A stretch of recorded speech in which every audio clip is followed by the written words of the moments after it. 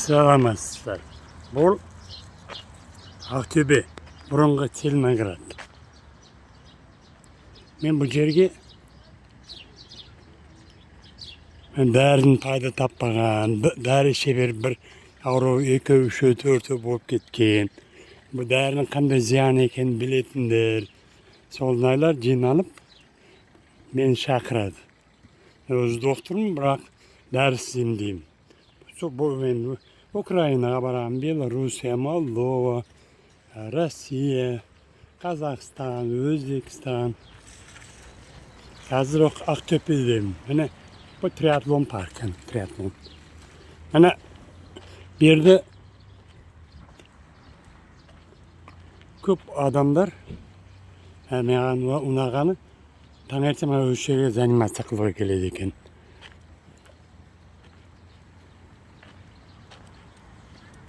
Saat 5:30'da öte көп, 5:30-6'da жұмысқа баратындар да. Қазір енді жастар. Жүгіреді 2,5 километр. Bir kruг 2,5 километр. Мен де 2 kruг 5 километр жүгірдім. Өте рахат. Кімдерге жүгіру мүмкін, кімдерге мүмкін емес.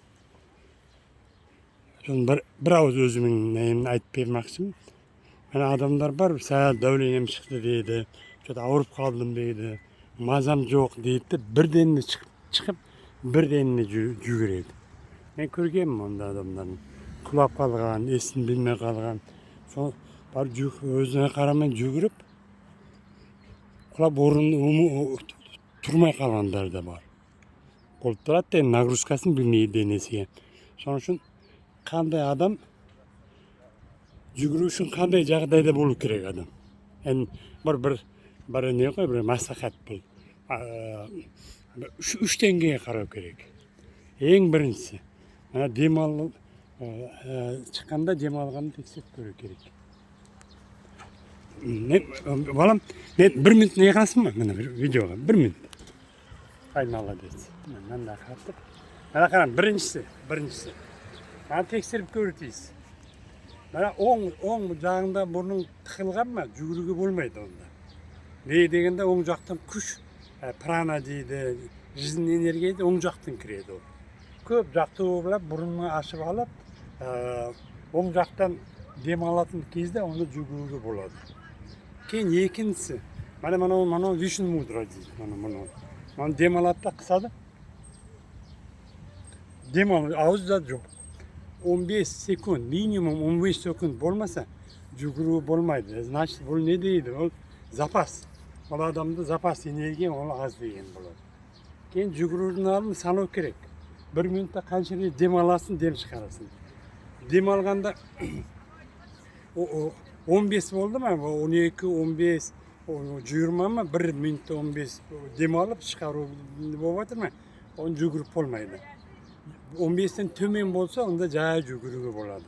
Соның үшін 3 деңгейге қарамай тұрып, денеге нагрузка беріп болмайды. Соны жақсылап күшейтіп отырып, кейін жүгіру тиіс. Бұл өшір.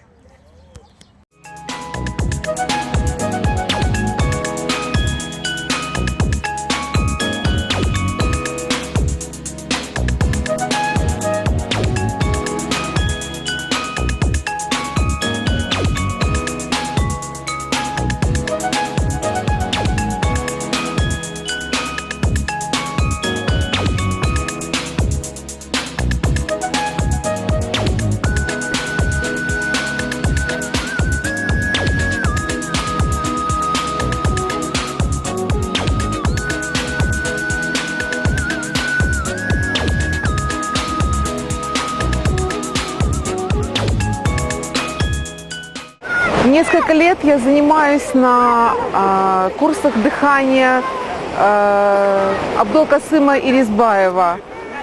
Успехи очень значительные. Пришла я на эти курсы после нескольких лет лечения в больнице. За это время, слава богу, в течение нескольких лет я практически никогда не обращалась к традиционной медицине. За это время нормализовалось дыхание, стабилизировалось давление, обменные процессы. не соблюдая никаких диет, я похудела на 7 килограммов, чувствую себя прекрасно. Вот мы организовали клуб здоровья по системе Нарбекова и по дыханию и питанию. Каждое утро мы собираемся на пляже Отрада в 6 часов, делаем дыхательные упражнения, разминку делаем и потом купаемся в море. Наша жизнь – это есть дыхание. Не можешь правильно дышать, как выяснилось, значит, не будет у тебя здоровой, нормальной жизни. И мы здесь проводим занятия по оздоровлению волшебной энергии дыхания. Вот с учителем Абдул-Касымом. Во-первых, я пришла сюда, у меня была большая близорукость, -8. Я ходила с толстыми очками, 30 лет ходила, вот нося такие очки. И когда я их сняла первый раз, и прямо этот мир открылся для меня совсем новыми другими красками. Ну, в народе говорят, если знаешь дышать и принимать пищу правильно, зачем тебе принимать лекарства? Если не знаешь правильно дышать и принимать пищу, то зачем тебе принимать лекарства? Желаем счастья вам, и оно должно быть таким, когда ты счастлив сам, счастьем поделись с другим.